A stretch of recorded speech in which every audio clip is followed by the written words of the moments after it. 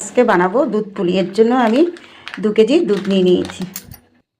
এবার দুধটাকে আমি জাল করতে বসিয়ে দেবো।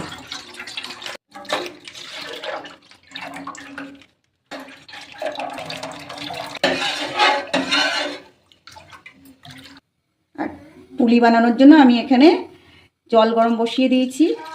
আর এই জলের মধ্যে দিয়ে আমি ময়দাটা কষিয়ে নেবো। 1 গ্লাস জল দিয়েছি, এর মধ্যে দিয়ে দেবো অল্প করে লবণ। জলটা ফুটে গেছে আর এই গরম জলের মধ্যে আমি 1 বাটি ময়দা ঢেলে দেবো। দিয়ে ময়দাটাকে আমি এই জলের মধ্যে দিয়ে কষিয়ে নেব। কষানো হয়ে গেছে, এবার এটা আমি নামিয়ে নেব।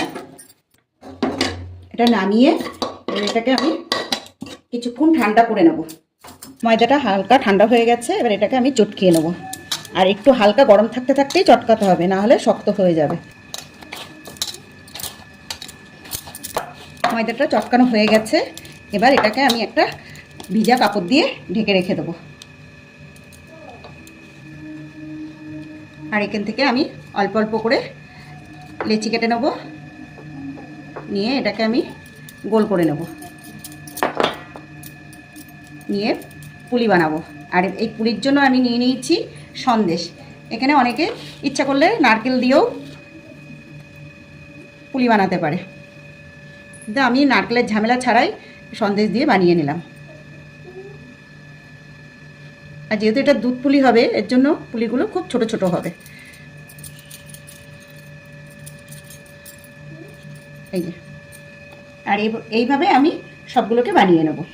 পুলিগুলো সব রেডি হয়ে গেছে, এবার এগুলোকে গরম দুধের মধ্যে দিতে হবে। ফোটানো হয়ে গেছে, আমি এই দুধের মধ্যে দিয়ে দেবো অল্প একটু লবণ, দিয়ে দেবো 1 বাটি চিনি। এবার এই চিনিটা দিয়েছি, এর জন্য আমি এই দুধটাকে আরেকটু ফুটিয়ে নেব। আর এই দুধের মধ্যে আমি এবার এই যে এই পুলিগুলো দিয়ে দেবো। পুলিগুলো সব দুধের মধ্যে দেওয়া হয়ে গেছে, এবার এগুলো পুলি দিয়ে আর এই দুধ দিয়ে আমি কিছুক্ষণ ফোটাবো। আর এবার এর মধ্যে দিয়ে দেবো আমি এলাচের গুঁড়ো।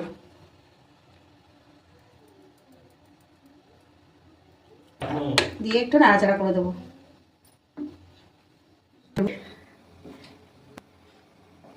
দুধ পুলিটা হয়ে এসছে। দুধ পুলিটা রেডি হয়ে গেছে, এবার দুধ পুলিটা আমি নামিয়ে নেব।